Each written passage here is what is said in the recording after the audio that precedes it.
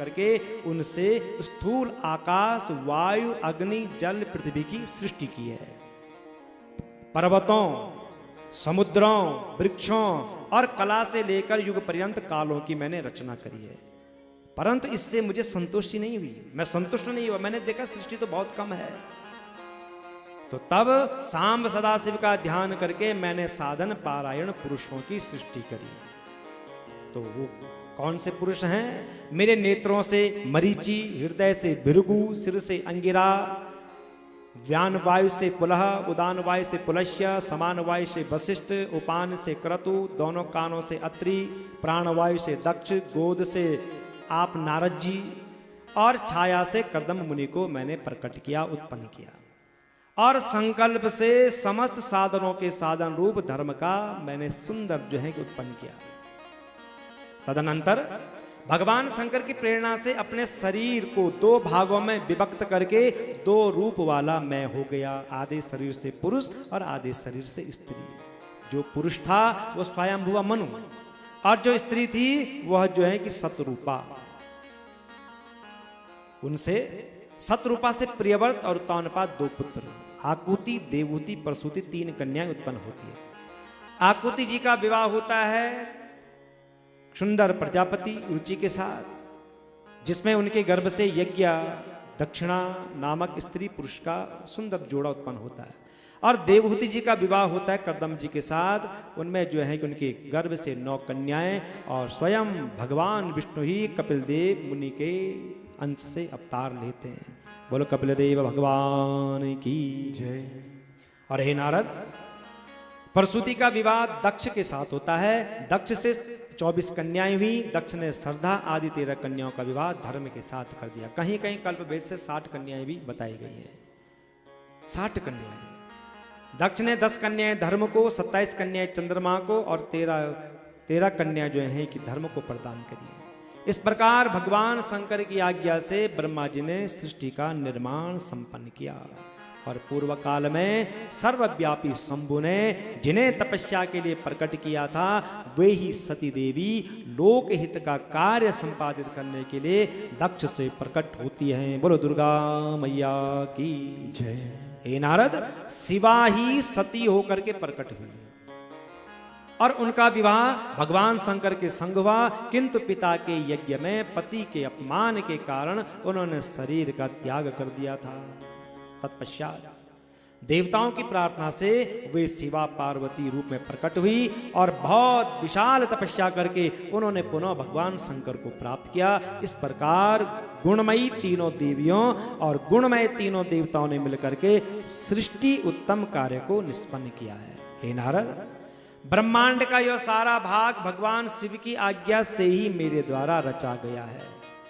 भगवान शिव को परब्रह्म कहा गया है और मैं भगवान विष्णु, रुद्र, ये 3 देवता गुण भेद से उन्हीं के रूप हैं। निर्गुण तथा सगुण रूप वाले वे स्वतंत्र परमात्मा शिव के साथ स्वतंत्र विहार करते हैं और शिव ने कैलाश पर अपना रमणीक भवन बना रखा है और प्रलय काल में उसका कभी भी नाश नहीं होता है। जब नारद जी ने सुना कि भगवान शंकर ने कैलाश में अपना स्थान बनाया है, तो नारद जी कहते हैं, हे ब्रह्मन भक्तवत्सल, मैं ये जानना चाहता हूं कि भगवान शंकर कैलाश पर्वत पर कब गए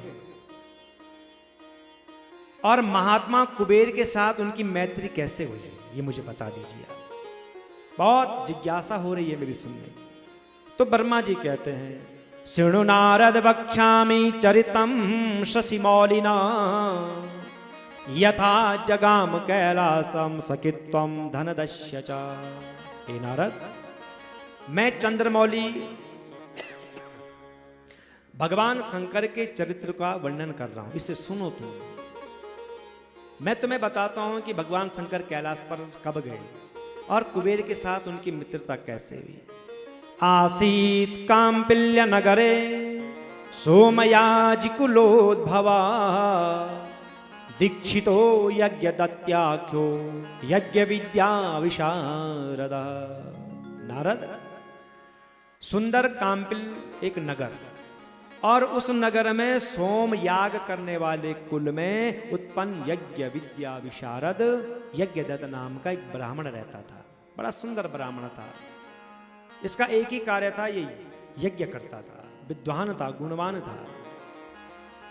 और उस दीक्षित ब्राह्मण के गुणनिधि नामक एक पुत्र था। उपनयन संस्कार हो जाने के बाद उसने 8 विद्याओं का भली भांति अध्ययन किया था। किंतु पिता के अनजान में वह बालक क्या करता था, द्यूत कर्म में प्रवृत्त रहता था। पिता को पता नहीं था, जुआ खेलता था, दुष्टों का संग करता था। आदायादाय बहुशो धनम मातु सकाशत समदाद द्यूतकारेभ्यो मैत्रिम तैश्च चकारस। मां ने बहुत समझाया पर नहीं माना, और इसने क्या किया, अपने माता के पास जाकर के बहुत सारा धन मांगा जो पिता ने कमाया था, और मां भी दे रही है, जा ले जा। और ये क्या करता है, उस धन को जुआरियों को दे देता है। जुआरियों के साथ मित्रता कर ली इसने। जो कुछ पिता कमा रहे हैं वो सब जुआरियों को दे रहा है। माता समझाती है, बेटा ऐसा मत कर, तेरे पिता का इस संसार में बहुत नाम है, मान है, सम्मान है, राजा उनको पूजते हैं। राजा को पता चलेगा तो वो क्या सोचेंगे तेरे पिता के बारे में। दीक्षित ब्राह्मण जब कभी भी अपनी पत्नी से कहते हैं कि आज बेटा नहीं दिख रहा है, गुणनिधि कहाँ चले गया है, तो झूठ झूठ कहते हैं कि अभी अभी स्नान करके संध्या बंदन करके अपने मित्रों के साथ पाठशाला गया है। और दीक्षित ब्राह्मण सच मान लेते हैं। वो सदैव अपने पुत्र की बुराई को छिपाती रहती है। और दीक्षित ब्राह्मण को लगता है कि सच में जो है कि बेटा चाहते हैं, बेटा तुम वैसा ही करो, सन्मार्ग पर चलो।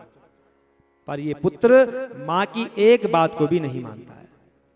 इसने बुराई का रास्ता नहीं छोड़ा। ये हर दिन बुराई करता है, जुआ खेलता है, जो कुछ पिता कमा रहे हैं वो सब जुआरियों को दे देता है। माता किस इस भूमंडल पर उसके समान कोई भी दूसरा जुआरी नहीं है। सबसे बड़ा जो खिलाड़ी है वो जुए का। आपको कुछ पता नहीं है क्या? जब सुना ब्राह्मण ने कि मेरा बेटा जुआरी, अपने सिर को कपड़े से ढक दिया। लज्जा आ गई। क्या कमाया मैंने जीवन में, यही कमाया मैंने जीवन में। देखो याद रखना, आपका बच्चा पढ़ने में कम है कोई बात नहीं है। आपके बच्चे का परसेंटेज जो कि कम आ रहा है कोई बात नहीं, आने दो। और आपका बच्चा अगर जुआरी है, नशेड़ी है, तो आपकी जीवन भर की कमाई गई। ध्यान दो अपने बच्चों पर। आपका बच्चा कहाँ जा रहा है, किसकी संगति में है। बच्चा विद्यालय से घर आता है तो उसके बस्ते को चेक करो। ट्यूशन से घर आता है तो उसको देखो, उसके हाथों को सूंघो, कहीं कुछ विषैले पदार्थों का सेवन तो नहीं कर रहा है। कोई बात नहीं, पढ़ने में कम है, चलेगा। वो अपने आप पालता है पेट उसका। जिसने सिर दिया है वो शेर भी देगा। और बच्चा नशे में है तो आपका जीवन गया, फिर नरक बन जाएगा जीवन। तो दीक्षित ब्राह्मण सिर ढका करके आ गए। जैसे घर में आए, अपनी पत्नी से कहा, दीक्षितायन कुत्रासी धूर्तो गुणनिधि सुता अततिष्ठन्तु किम तेन क्वसा मम शुभोर्मिका।